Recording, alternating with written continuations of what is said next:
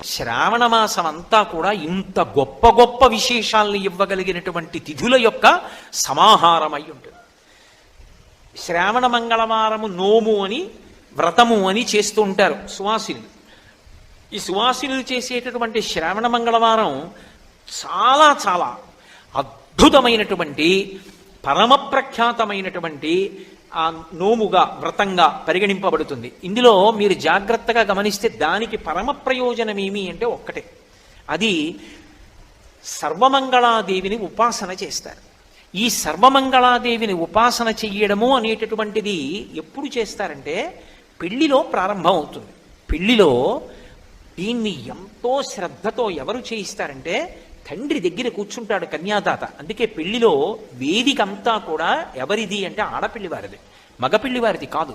నేను మీతో పరమసత్యం చెప్తున్నా, కన్యాదాత అనుమతి లేకుండా వరుడి యొక్క తండ్రి వేదిక మీదకి కూడా వెళ్ళకూడదు. ఇప్పుడు ఈ వేదిక ఉందనుకోండి, ఈ వేదిక నాది. శాస్త్రంలో ఒక మర్యాద ఉంటుంది, సభాభ్య సభాపతిభ్యశ్చ వో నమో నమో అని. ఇప్పుడు నేను సభాపతి స్థానంలో ఉంటాను. నేను సభాపతి స్థానంలో ఉండగా నా అనుమతి లేకుండా మెట్లెక్కి ఈ వేదిక మీదకి రాకూడదు. వేదికకి ఎవరు అధికారి అంటే ఎవరు వేదిక మీద సభాపతిగా కూర్చున్నాడో వాడిదే సభ, వాడిది ఆ వేదిక నిర్వహించేటటువంటి అధికారం. అలాగే ఆడపిల్లి వారిలో కన్యాదాత గారిది వేదిక, ఆయనది కన్యాదానం చేయడానికి తప్ప మగపిల్లి వారు కూడా అనుమతి లేకుండా దాని మీదకి ఎక్కకూడదు. వృద్ధాప్యంలో ఉన్నావు మంచిదే, కింద కుర్చీ వేసి కూర్చోవాలి. అక్కడ సర్వమంగళాదేవతకి పూజ జరుగుతుంటే కుర్చీ వేసుకుని పైన కూర్చుంటానని కూర్చోకూడదు. అక్కడ అమ్మవారికి పూజ జరుగుతోంది, అంతకన్నా పైన నువ్వెందుకు? కింద కూర్చో. కింద కూర్చుని ప్రేమకి కింద కూర్చుంటే సరిపోదా? పెళ్లిలో పక్కనే కుర్చీ వేసి కూర్చోవాలా? ఎందుకలాగా? అదే శాస్త్ర మర్యాదను పాటించుట. సర్వమంగళాదేవతని మంగళసూత్రానికి పూజ చేస్తారు. అది మామూలు సూత్రం కాదు, దాని పేరే మంగళసూత్రము. సూత్రము అంటే తాడు, అది మామూలు తాడు కాదు, అది సర్వమంగళములకు కారణము. ఎందుచేత అంటే ఆ తాటిలోకి అమ్మవారిని ప్రవేశపెడతారు, శతమానములని పెడతారు. పెట్టి ఆ శతమానాల్లోకి అమ్మవారిని ఆ సూత్రంలోకి ఆవాహన చేస్తారు. ఇక భవస్య దేవస్య పత్నై నమః, సర్వస్య దేవస్య పత్నై నమః, ఈశానస్య దేవస్య పత్నై నమః అని పరమశివుడికి ఏ 8 నామాలు ఉన్నాయో ఆ పరమశివుడి యొక్క భార్యకి కూడా అంతే పత్నై నమః అని 8 నామాలతో పిలుస్తారు. పార్వతీదేవికి సర్వమంగళాదేవత అని పేరు. ఎందుచేతనో తెలుసా? భాగవతంలో నిరూపించింది ఆవిడ. పోతన గారు అద్భుతాన్ని ఆవిష్కరించారు. పరమశివుడు హాలాహల భక్షణం చేయడానికి బయలుదేరాడు. దేవతలందరూ భయపడిపోయారు. ఆ హాలాహలం దగ్గరికి వెడితే కాల్చేస్తుంది. కానీ శివుడు మాత్రం తాను నిర్భయంగా ఎదురెళ్ళి నిన్ను నేను తినేస్తానని ఇలా చెయ్యి చాపి హాలాహలాన్ని పట్టుకుని కడి చేసి ఆ ముద్ద చేసి నోట్లో పెట్టుకున్నాడు. పెట్టుకునే ముందు అమ్మవారిని అడిగాడు పార్వతీదేవిని, పిల్లలందరూ బాధపడుతున్నారు పార్వతి, హాలాహలం తరువుకొచ్చేస్తోంది, కంటే జగముల దుఃఖము వింటే జలజనిత విషపు వేడిమి ప్రభువై యుండుట ఆత్తుల ఆపద గింటించుట దాన ఫలము దానం కీర్తి మృగాక్షి. పిల్లలు ఏడుస్తున్నారు హాలాహలం కాల్చేస్తోందని. కాబట్టి పార్వతి, నేను ఆ హాలాహలం పుచ్చేసుకుంటాను ఏ అంటే పార్వతీదేవి అంది, మీ ఇష్టం వచ్చినట్టు చెయ్యండి. ఇక్కడ వరకు విన్నాడు పరీక్షిత్తు. శుకుడు భాగవతం చెప్తుంటే ఆగండి ఆగండి ఆగండి ఆగండి అడ్డుపడ్డ అసలు పరీక్షిత్తు. ఏమన్నారు? పార్వతీదేవి మీ ఇష్టం వచ్చినట్టు చెయ్యింది అందా, హాలాహలం తినేస్తానంటే. అది ఏమైనా మధురపానీయమా, కొబ్బరి నీళ్ళ? అది దానికి ఎదురొస్తే కాలిపోయారు. హాలాహలం పుచ్చుకుంటే పరమశివుడికి ఏమైనా అయితే ఆవిడ 5వ తరం ఏమవుతుంది? ఆడదానికి 5వ తరం కన్నా గొప్పదేముంటుంది? అటువంటిది ఆవిడ తన యొక్క సౌభాగ్యానికి కారణమైనటువంటి పరమశివుడి యొక్క ప్రాణాలని లోకాల మర్యాద కోసమని వాళ్ళ క్షేమం కోసం పణంగా పెట్టిందా? తాగేమందా? ఎలా తాగమందండి అని అడిగాడు.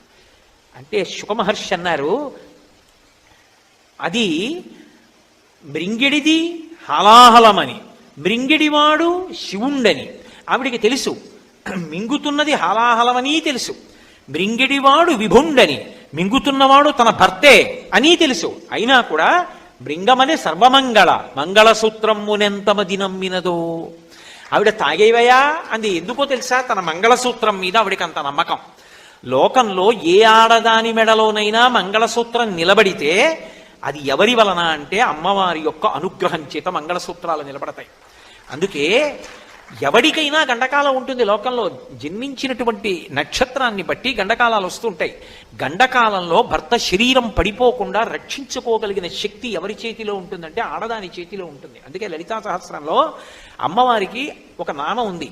అందులో పులోమజార్చిత అని ఒక నామం. ఆమెకి పులోమజ అని పేరు, శచీదేవికి, ఇంద్రుడి భార్యకి. ఆమె చేత లలితాదేవి ఆరాధింపబడుతూ ఉంటుంది. ఇంద్రుడికి అంత గొప్ప వైభవం ఎందుకు వచ్చిందంటే ఆయన భార్య అమ్మవారిని పూజ చేస్తుంది కాబట్టి. సర్వమంగళాదేవిని తల్లిదండ్రులు ఎంతో భక్తితో మంగళసూత్రంలోకి ఆవాహన చేయిస్తారు. ఆవాహన చేయించి, ఏమో ఈ పెళ్లికొచ్చినటువంటి సువాసినిల్లో ఏ ఆడది ఎంత భక్తితో ప్రతిరోజు సర్వమంగళాదేవతని ఉపాసన చేస్తోందో అని ఆ మంగళసూత్రాన్ని తీసుకొచ్చి ప్రతి వారి మెడలో ఉంచుతారు. సభలో పెద్దలైన వారు ఉన్నారనుకోండి, పరమ భక్తి తత్పరులైన వాళ్ళు, ఒక్కసారి వాళ్ళ చెయ్యి వేయిస్తారు ఆ మంగళసూత్రాల మీద. ఎందుచేత అంటే ఆ తాడు కట్టేటప్పుడు అది కేవలం ఏదో పరిమిత కాలానికి సంబంధించింది కాదు, రక్షాబంధనంలాగా.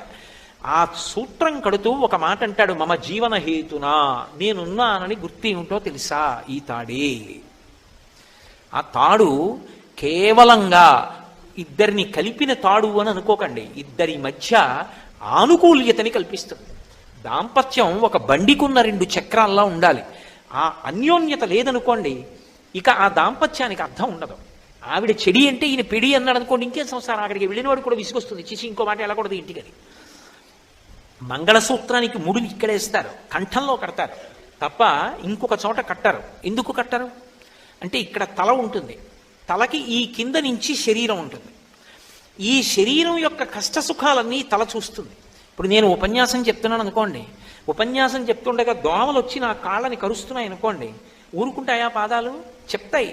దోమలు విశేషంగా కరిచేస్తున్నాయే కింద, చాలా బాధగా ఉంది అంటే ఉపన్యాసం చెప్పడం ఆపి నేను దోమలు కొట్టుకోలేనుగా. అందుకని నా మెదడు అంటుంది, ఓ ఎడమ పాదమా నువ్వు లేచి కుడి పాదం వెనక దోమ కుడుతోంది కాబట్టి, ఎదురుగుండా బల్ల అడ్డుంది కాబట్టి అసభ్యంగా ఉండదు, నువ్వు వెళ్ళి కుడి పాదాన్ని రుద్దు, దోమ వెళ్ళిపోతుందంటుంది. భర్త, ఇది భార్య. ఇది కలిసి ఉండేది ఈ కంఠం చేత. ఈ కంఠమునకు మంగళసూత్రం కట్టారు అంటే ఇవి ఎప్పుడూ దెబ్బలాడుకోకుండా ఉండవే. ఉపన్యాసం చెప్తుంటే ఊరి దోమల వల్ల అంటుందా? అనదు. విసుక్కోకుండా అవి రెండూ కలిసి ఉండి ఎలా నడుస్తున్నాయో మీరు అలా నడిచెదరుగాక. అందుకు మంగళసూత్రం మెడ మీద కంఠానికి కడతారు. రెండు పార్వతీ పరమేశ్వరుల పాద ద్వంద్వం ఉంటుంది. ఆది దంపతులు వాళ్ళ యొక్క పాదముల మీద ముడి తగులుతూ ఉంటే ఆ ముళ్ళు తగిలితే శాశ్వతత్వం ఉంటుంది, ఆ మంగళసూత్రం నిలబడుతుంది. అందుకే ఉపాసన యందు భర్త పూజ చెయ్యాలి అంటే ఒక్క అనారోగ్యంగా ఉంటే తప్ప. అనారోగ్యం లేకపోతే ప్రతిరోజు తలస్నానం చేయాలి. తలస్నానం చేయకపోతే పురుషుడికి పూజా మంటపంలో ప్రవేశించే అధికారం లేదు, ఆచమనం చేయకూడదు. ఒంట్లో బాగులేదు, కంఠగత స్నానం ఇక్కడ వరకే స్నానం చేయొచ్చు, లేదా ఇక్కడి నుంచి స్నానం చేయొచ్చు తప్ప ఒంట్లో బాగుంది తలస్నానం చెయ్యాలి. అందున విశేషించి నన్ను సక్రమమైన పవిత్ర బుద్ధితో అర్థం చేసుకోండి. గృహస్థాశ్రమంలో ఉన్నటువంటి భార్యాభర్తలు ముందు రోజు రాత్రి రమించి ఉంటే అసలు ఆ భర్తకి తలస్నానం చేసే వరకు ఏ పవిత్ర వస్తువుని స్పృశించే అధికారం ఉండదు. ఆడదానికి ఇలా నీళ్లు తీసి 3 మాటలు చల్లుకుంటే చాలు, పవిత్రత వస్తుంది. ఎందుచేత పురుషుడు లేచి వెళ్ళి పూజామందిరంలోకి వెళ్ళకూడదు, ఆచమనం చేయకూడదు, తలస్నానం చేస్తే తప్ప. ఆడది మంచం మీద లేచి కూర్చుని వెంటనే మంగళసూత్రాలు ఇలా కళ్ళకద్దుకుని మళ్ళీ కిందకి విడిచిపెడుతుంది. కళ్ళకద్దుకుని నమస్కరించడం ఎందుకో తెలుసా? ఏ భర్త పక్కన పడుకుని నేను మళ్ళీ నిద్ర లేచానో రేపు కూడా నేను అలాగే నిద్ర లేవాలి. అమ్మా, ఆయన లేకుండా శయనం మీద నేను ఒక్కదాన్నే పడుకునే రోజు రాకుండుగాక.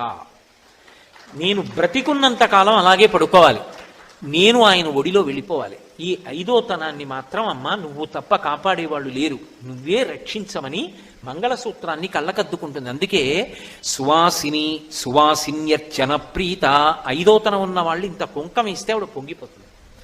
అటువంటి సర్వమంగళాదేవతని ప్రతి ఏటా కూడా శ్రావణ మాసంలో వచ్చేటటువంటి మంగళవారాలలో శ్రావణ మంగళవారములుగా ఆ తిథిని నిర్ణయం చేసి సర్వమంగళాదేవతని ఉపాసన చేస్తారు. అంటే అమ్మవారు ఎప్పుడూ ఆవాహన అయ్యేది కలశలోకి ఆవాహన అవుతుంది. అథవా గౌరీదేవి ప్రతిమ ఇంట్లో లేని ఏ ఇల్లు ఉండదు. కాబట్టి కనీసంలో కనీసం ఆ రోజు అమ్మవారి నామాలతో అమ్మవారికి పూజ చేసి ఆవిడికి నైవేద్యం పెట్టి వ్రతకల్పంలో ఏ కథ చెప్పబడిందో ఆ కథని భక్తి శ్రద్ధలతో విని తల మీద అక్షతలు ధరిస్తారు. అటువంటి సర్వమంగళాదేవతని ఉపాసన చేస్తే ఏమవుతుంది అంటే ఆడది తన భర్త యొక్క జీవితాన్ని కాపాడుకుంటుంది. అలా పార్వతీదేవి అంతటిది కాపాడుకుంది. అందుకే లలితా సహస్రనామ స్తోత్రంలో అమ్మవారికి ఒక నామం ఉంది. ఆవిడ తపనోడుపమండల. ఆవిడ యొక్క చెవులకు పెట్టుకునేటటువంటి ఆభరణములు ఏవి అంటే సూర్యచంద్రులు. సూర్యచంద్రులు ఆవిడ చెవులకు ఆభరణములైతే ఇక సూర్యచంద్రుల గతిలో కాలంలో శివుడు ఎందుకు పడిపోతాడు? అంటే పతివ్రత యొక్క ఉపాసన చేత భర్త యొక్క జీవిత కాలము నిలబడుతుంది, గండకాలము తొలగిపోతుంది. అంత గొప్పది సర్వమంగళాదేవత యొక్క ఉపాసన. అటువంటి ఉపాసన చెయ్యడానికి యోగ్యమైన కాలము, తన యందు లక్ష్మీత్వము నిలబడడానికి యోగ్యమైన కాలము శ్రావణ మాసంలో వచ్చే మంగళవారాలు. మంగళవారం చాలా విశేషం. ఎందుచేతనంటే ప్రారంభంలో కుజహోర ఉంటుంది. ఆ మంగళవారం చేసినటువంటి ఉపాసన చేత సుబ్రహ్మణ్యుడికి ప్రీతి, స్వామి హనుమకు ప్రీతి. పైగా అది శ్రావణ మంగళవారం అయితే భర్తకి రక్షా కవచం కడుతుంది సర్వమంగళ ఉపాసన చేత. అంత గొప్ప స్థితిని అమ్మవారు అనుగ్రహిస్తుంది. ఎందుచేత అంటే పూజనీయత అని ఒక మాట ఉంటుంది. ఒక ఆడదాని గౌరవం అంతా దేని మీద ఆధారపడుతుంది అంటే నేను ఏదో కాలక్షేపం కోసమని చెప్పి ఎలా పడితే అలా మాట్లాడడం నాకు అలవాట్లేదు.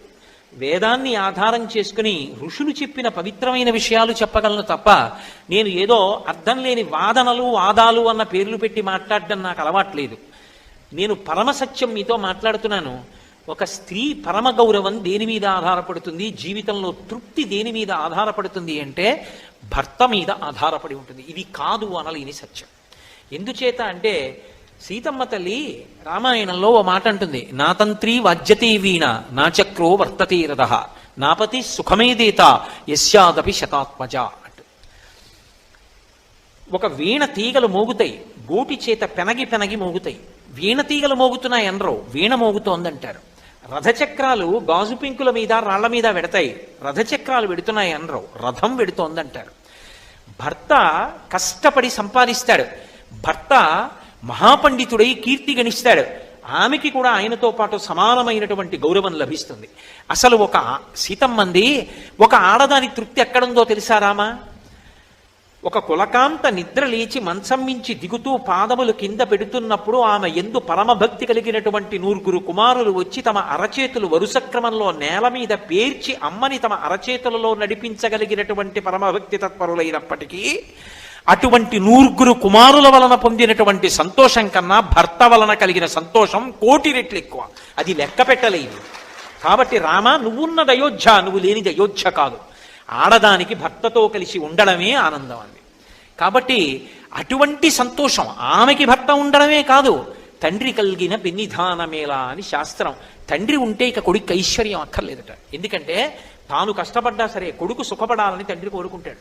తండ్రికి కారు ఉండక్కర్లా, కొడుక్కి కారు కొనిపెట్టి కొడుకు కారులో కారులో వెళ్ళిపోతుంటే మురిసిపోయి ఇంట్లో పోతాడు. ఏ పెచ్చ ఆయనకి ఏం కారు ఉందా? ఎందుకు ఆ సంతోషం అంటే తండ్రి కొడుకుని చూసుకుని మురిసిపోతాడు తప్ప తాను మురిసిపోవాలి, తాను సుఖించాలని కోరుకోడు. అటువంటి తండ్రి ఉంటే ఇంకా పెన్నిదెందుకు? తల్లి ఉంటే సమస్త సంతోషములు ఉన్నట్టే, అమృతం రోజు దొరికినట్టే. అటువంటి తల్లి తండ్రి ప్రతి కుటుంబంలో ఉండాలి. ఆ తండ్రిని మిగల్చగలిగిన శక్తి ఎవరి చేతిలో ఉందంటే బిడ్డల తల్లి చేతిలో ఉంది, ఆమె యొక్క ఉపాసనలో ఉంది. నమ్మి మంగళసూత్రాలు కళ్ళకద్దుకుంటే చాలు, అందుకొచ్చింది మంగళసూత్రం. ఏం చేతకాక ఛాందసత్వంలో పెట్టలేదు ఋషులు. కనుక అటువంటి సర్వమంగళాదేవత యొక్క పరిపూర్ణమైనటువంటి అనుగ్రహాన్ని పొందాలి అంటే శ్రావణ మంగళవారాల్లో తప్పకుండా ఆ సర్వమంగళాదేవత యొక్క ఉపాసన చెయ్యాలి.